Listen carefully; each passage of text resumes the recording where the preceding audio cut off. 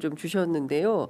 그 왜 시쳇말로 대한민국의 외교 안보 라인을 뭐 동맹파, 자주파 막 이렇게 나눠서 언론이 막 그 분파주의적 보도를 하지 않습니까? 예. 그건 어떻게 보세요? 실제로 그런 면이 있었다고 보십니까? 뭐 이번 저널리즘 차원에서는 뭐 그렇게 음. 구분하고 또 보도하고 그러는 것이 독자들을 위해서 독자들을 위해서도 그렇고 또 네. 본인들의 시각으로 예. 그렇게 있을 수 있다고 생각합니다. 그런데 제 입장에서는 자주파냐 동맹파냐 뭐 그런 구분이 뭐 부분적으로 경향적으로 있을 수도 있지만 저는 그런 걸 다 떠나서 우리가 통일할 거냐 말 거냐, 음.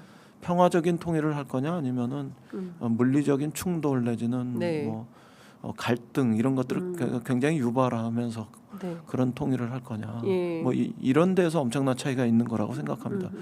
적어도 평화적 통일을 할 거냐 네. 아니면 그 갈등과 물리적 충돌까지 불사하는 통일을 할 거냐, 이런 데에서는 구분이 없다. 예. 그 구분은 아주 작은 것이다. 음. 뭐 이렇게 말씀드리고 싶습니다. 그 사실 중요한 것은 인제 그 우리가 윤석열 때 하도 뭐 한미 동맹, 한미일 동맹 뭐 이렇게까지 나아가서 무슨 말도 안 되는 뭐 그 한국과 일본 간의 군사 동맹이라는 게 있을 수 있는 거야라는 논란이 상당히 심각하게 있었는데요.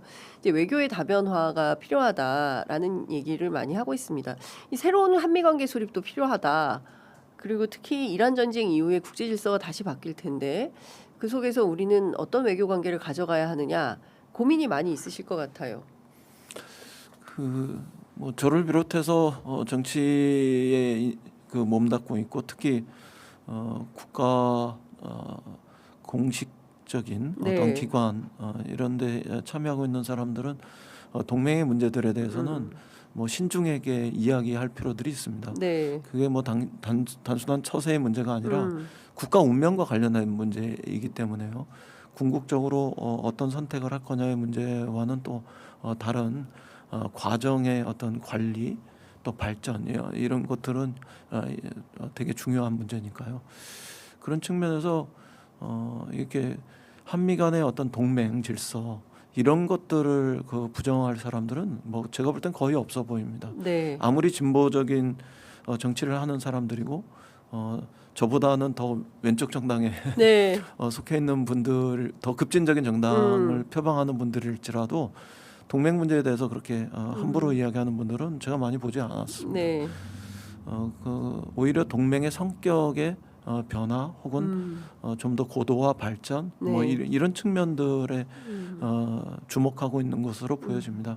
그런 측면에서 한미 동맹은 더 발전할 수 있고 더 고도화되면서 새로운 차원에서 역할들을 서로 규정하고 또 동북아 전체에서의 평화, 네. 세계 평화의 과정으로 이렇게 진화될 수 있다고 생각합니다. 그게 저는 그동안 우리가 군사 동맹을 당연히 포함하면서도 이렇게 포괄적인 네. 이런 동맹 관계로 발전시켜 오는 과정이었다고 생각합니다. 그래서 많은 사람들은 한미 관계는 군사적인 분야로만 생각하지만 경제라든가 네. 뭐 이런 그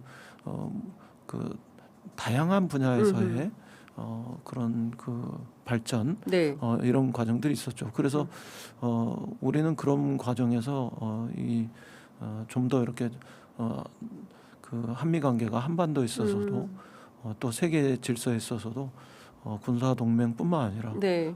평화 동맹으로 발전할 수 있는 이런 가능성을 가지고 있다고 생각하고요. 그래서 그 부분들을 뭐 이제는 뭐 한미 간의 관계를 네. 끊을 거냐 말 거냐 이렇게 촌스럽게 생각한 사람은 뭐 별로 없다고 생각해요. 네. 그리고 그런 부분들이 예를 들어서 중국이나 러시아나 아니면 그 어떤 나라와의 새로운 평화 질서를 구축하는 데 있어 가지고 네. 뭐 장애가 될 이유도 특별히 없다. 없다고 생각하고요. 또 경우에 따라서는 우리가 더 좋은 평화의 구상을 가지고 새로운 세계 질서를 만들어가는 과정에서 제안하고 네. 또 이니셔티브를 가지고 주도적으로 나설 수도 네. 있을 거라고 생각하고 뭐 또 그런 과정에 미국이나 중국이나 러시아 뭐 일본 이런 데가 한국의 그런 마땅하고 당연한 제안이나 역할에 대해서 그거 안 된다. 예. 뭐 이렇게 이야기 하지는 않을 거라고 생각합니다. 이미 우리는 글로벌 탑 10에 들어가 있는 이런 나라이고 네. 중견 국가보다는 조금 더 적극적인 의미에서 세계 속에서 대한민국의 역할을 시작할 수 있는 그런 나라가 되었다 이렇게 네. 생각합니다. 네. 그 전직 통일부 장관이시니까 이 남북 관계의 해빙기가 다시 또 오겠나, 어떻게 하면 만들 수 있을까? 특히 이제 북한이 적대적 두 국가 얘기했을 때 그 많이 힘드셨을 것 같아요. 예. 앞으로 이거 어떻게 그 두 나라의 관계라고 해야 됩니까? 남북 관계를 어떻게 풀어가야 된다고 생각하십니까? 여전히 남과 북은 그 단지 두 개의 국가 이런 걸 넘어서 또 그 차원에서는 뭐 평화적인 두 국가를 넘어서 적대적인 두 국가 이런 부분들을 뛰어넘어서 반드시 언젠가는 하나로 통일을 해야 하는 네. 잠정적이고 특수한 관계에 있다. 이런 점도 우리가 소홀히 해서는 안 된다고 생각합니다. 네. 그 평화를 만들던 통일을 만들던 그 우리는 두 발로 뛰어도 굉장히 그 쉽지 않은 길을 가야 합니다. 특히 오랜 시간이 걸리고 또 먼 거리를 달려야 할 텐데 그냥 단지 두 개의 국가, 평화적인 두 국가든 적대적인 두 국가든 이렇게 한 발로만 뛰겠다고 하는 거는 네. 그런 면에서는 좀 부족해 보입니다. 제 생각으로는. 그래서 이렇게 두 국가를 넘어서 하나가 돼야 한다는 이런 또 하나의 발, 그래서 두 발로 뛰는 예. 이런 그 마음가짐으로 우선 임했으면 좋겠고요. 네. 세계인들은 우리가 유엔에 동시 가입했을 때 두 개의 나라라고 이렇게 받아들였지만 또 다른 한편에서 세계의 어떤 나라의 사람들도 남과 북이 하나의 나라가 될 거다, 통일할 거다 이런 것에 대해서 부정하지 않습니다. 네. 그래서 아시안 게임이나 국제 대회 단일 팀으로 출전할 때 그들이 야유를 퍼붓지 않고 네. 우리의 통일을 위해서 평화를 위해서 아낌없는 갈채와 박수를 보냈던 것이고요. 또 때로는 국가 간의 FTA나 세파 같은 네. 이런 그 무역 협정과 관련한 이런 부분들을 체결할 때 원산지 예외 규정 같은 것들을 받아들여서 네. 우리에게 일종의 페이버를 주는 그러니까요. 뭐 이런 과정들도 있었다고 생각합니다. 그것이 아직은 뭐 개성공단 등등에서의 제품들이 작은 규모였기 때문에 큰 유익함으로 네. 사람들이 다가오지 못했을 수는 있지만 앞으로 언젠가는 남과 북의 민족 내부의 거래와 또 교역 과정에서 네. 큰 경제적인 부와 재화, 재부 이런 것들이 창출될 때 세계적인 경쟁에서도 매우 유익한 네. 이런 우리의 잠재적인 자산이고 자원이고 또 그럴 수 있는 거 아니겠습니까? 그런 측면에서 이거는 뭐 대한민국뿐만 아니라 북쪽에서도 네. 결코 버릴 수 없는 매우 유익한 네. 잠재력이고 그 가치의 문제들이기 때문에 언젠가는 다시 돌아와서 남과 북이 뜨겁게 다시 한 번 더 통일의 길로 평화적인 방법을 찾고 그럴 수 있다고 생각합니다. 우리는 실제로 북에 대해서 흡수 통일할 마음도 없고 네. 또 북이 붕괴되길 바라지도 않고 또 이런 출혈적인 경쟁으로 남과 북의 상태가 들어가는 것에 대해서 조금도 바라지 않지 않습니까? 그런 측면에서 다시 그 영구 분단의 길을 가는 것보다는 그럼요. 영구 공존 통일의 방안을 찾아 나가는 것이 네. 훨씬 더 지혜로운 또 과정이 아닐까 뭐 이렇게 그러니까요. 생각합니다.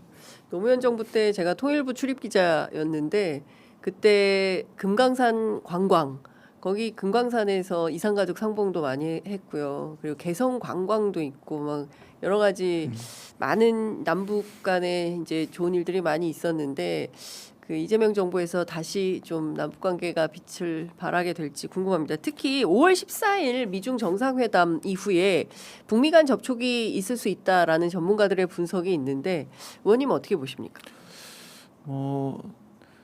그렇게 되었으면 좋겠습니다. 뭐 네. 어떤 그 가능성이 얼마만큼 있느냐 없느냐를 떠나서 네. 그걸 가능성이 적다고 좋아할 일도 아니고요. 네. 그 가능성이 많으면 좋겠고 또 실제로 그렇게 되면 더 좋은 일 아니겠습니까? 그런 측면에서 필요하다면 중국도 좀 건설적인 역할을 하고 예. 그렇게 해서 미중 간의 대화 속에서 예. 또 간접적인 북의 의지 이런 것들을 거의 직접적인 소통에 가깝게 전달하고 그래서 북미 간에 그런 평화적인 어떤 대화와 협상 이런 것들이 다시 가동되면 뭐 그거는 매우 다행스럽고 한반도 전체 평화에 뭐 좋은 영향을 줄 수 있으리라고 생각하고 그럴 수 있었으면 좋겠습니다. 그러나 동시에 네. 그 조셉윤 전 그 대리 대사의 말씀처럼 그 한국 정부의 도움 없이 네. 북미 간의 대화가 충분해질 수도 없고 완전해질 수도 없는 거 아니겠습니까? 그럼요. 그러니까 예.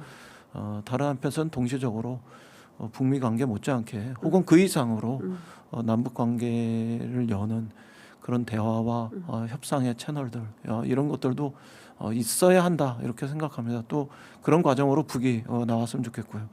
어제 문재인 대통령 말씀 중에 그 이재명 정부 1년은 뭐 여러 가지 그 시간으로 뭐 셈도 복잡하고 네. 뭐 여러 가지 뭐 고려 요인이 있었겠지만 그래도 2년 차를 지나가는 거는 좀 너무 아쉬운 일이라고 생각합니다. 그 보수 정부나 뭐 민주 정부나 똑같았다고 북의 입장에선 볼 수 있을지 모르지만 저희는 매우 다르다 이런 네. 점을 다시 한번 강조합니다. 이재명 정부에서 남북 간의 대화와 협상 그리고 관계 개선을 추진하는 것은 적어도 윤석열 정부가 네. 했던 그런 남북 관계에 대한 어떤 정책이나 노선 이런 것과는 정말 180도 다른 것이다. 그런 측면에서 다시 신뢰를 형성하고 담대한 남북 관계 예. 전환과 발전을 위해서 네. 북이 대화의 장으로 나왔으면 좋겠다. 예. 이렇게 생각합니다.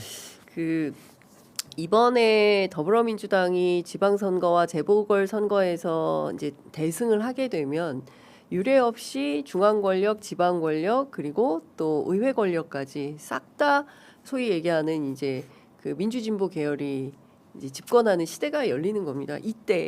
이때에 반드시 해야 되는 일이 있다면 이 3주체들이 뭐 이거를 다 하나로 묶어서 하기는 어렵겠지만 어쨌든 이제 비슷비슷한 칼라들이시니까요. 요때 꼭 해야 되는 반드시 풀어야 되는 뭐라고 해야 됩니까? 민족적 과제, 국가적 과제 이런 게 있다면 뭐라고 생각하세요? 글쎄요, 뭐 대통령 선거, 지방 선거, 국회의원 선거에서 누가 이겼느냐, 네. 민주당이 이겼다 이런 것들도 중요하지만 네. 그걸 통해서 사실 무엇을 만들어내느냐 이게 훨씬 중요한 거 아니겠습니까? 네. 그런 측면에서 제일 중요한 거는 국민의 삶이 시민의 삶이 어떻게 달라지는 것이냐 뭐 이걸 회복하는 게 제일 중요한 문제인 것 같습니다. 네. 그 다시 뭐 서울시장 선거로 돌아가는 것 같아서 좀 안 됐습니다만 예.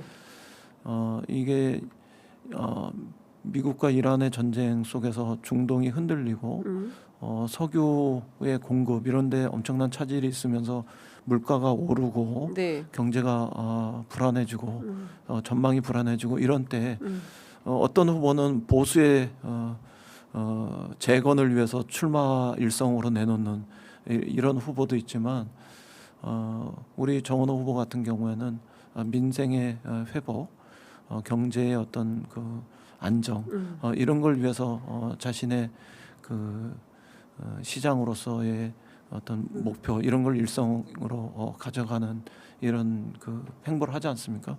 저희는 이번에야말로 정말 모든 선거에서 이겼다는 뭐 이런 걸 떠나서 네.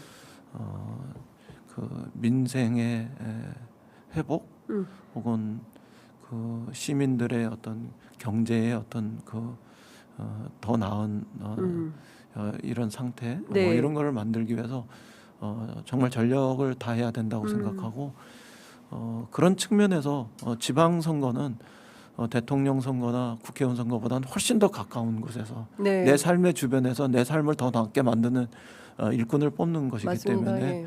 그런 측면에서 그 자만하지 않고 겸손하게 승리한 뒤에도 일을 해야 한다 이렇게 생각합니다. 그게 선거 때 이런 선택도 해보고 저런 선택도 해봤는데 내 삶은 바뀐 게 없어. 이런 대다수 국민과 시민들에게 네. 그 우리가 다른 삶이 시작되었습니다. 아, 다른 삶을 경험하셨습니다. 예. 우리가 다른 삶을 시작하게 하겠습니다. 이런 거에 대해서 우리 시민과 국민들이 우리는 다른 삶을 경험했어. 예. 이런 걸로 응답이 나오는 이런 역사를 만드는 것이 네. 아닐까 그렇게 생각합니다. 예. 아유, 담대하십니다. 시민들이 겪어보시고 민주당에 맡겨봤더니 내 삶이 이렇게 바뀌었어. 다음에 이 사람들 또 찍어줘야 되겠네. 이런 생각이 들 정도로 일을 열심히 해야 된다. 네. 예. 그러니까 우리는 상대 후보하고의 싸움도 하지만 우리 자신의 자만, 네. 우리 자신의 자만과 싸우는 과정이기도 합니다. 이번 선거 자체가 그렇게 출발해야 되는 거 아니냐 이렇게 네. 생각하고 있습니다. 예. 시간이 다 돼서 이제 마무리를 해야 되는데요. 원래 유튜브 같은데 출연 잘 안 하시죠? 네, 거의 안 합니다. 첫 출연 아니십니까? 아니라고 아니, 뭐, 자꾸 아까 말씀하셔가지고. 첫 출연은 아니고 이따금 뭐 필요할 때 예. 혹은 뭐 인정에 못 이겨서 나오거든요. 괜찮죠? 예. 뭐, 다른 방송하고 크게 다르진 않으시죠? 네, 예. 그렇습니다. 예, 종종 모시기로 그렇게 네. 하도록 하겠습니다. 뭐 끝으로 한 말씀 듣고 마무리하겠습니다. 정원호 시장 캠프는 지금 이순신 장군의 임기 내란을 임하는 상태와 비유해서 이야기하면 배를 만드는 단계입니다. 건선의 단계다. 네. 그 속에 이제 저희가 거북선도 그 왜군이 모르게 만드셨던 것처럼 상대가 모르게 우리도 그 유사한 거를 이렇게 좀 만들어 나가고 있는 과정이고요. 예, 예. 그 다음 단계는 이렇게 이순신 장군의 하객신처럼 우리도 진법을 펼치게 될 겁니다. 뭐 다음 주쯤 되면은 본격적으로 그런 과정들을 가져가게 될 것이고요. 예, 예. 그 다음에 이제 선거가 시작되면 그 한산 대첩이나 뭐 이런 모든 과정에서 보였던 충파와 같은 아주 경쾌하고 신명나는 뭔가 이런 어마어마한 선거가 되도록 잘 준비하겠습니다. 굉장히 많은 시민들께서 또 지지자들께서 정원호 캠프와 함께해 주시고 이번 지방선거의 승리는 내 삶의 역사적인 변화가 시작되는 이런 선거다 이렇게 판단하시고 많은 지지와 성원을 부탁드립니다. 그리고 그 길 어디쯤에서 정치적으로는 우리가 시민 주권을 완성하고 네. 또 한반도의 평화 통일을 다시 활짝 여는 그런 굳건한 힘이 뿌리 내릴 수 있기를 기대합니다. 네. 아리아나님께서 남북 관계는 싸우지 않아도 되는 상태를 만드는 게 우선입니다. 이렇게 해주셨고요. 평화님께서 이인영 의원은 진국이다. 이런 정은호 후보 응원한다는 댓글도 많이 들어와 있습니다. 자, 오늘 말씀은 여기까지 듣겠습니다. 또 모시겠습니다. 고맙습니다. 감사합니다.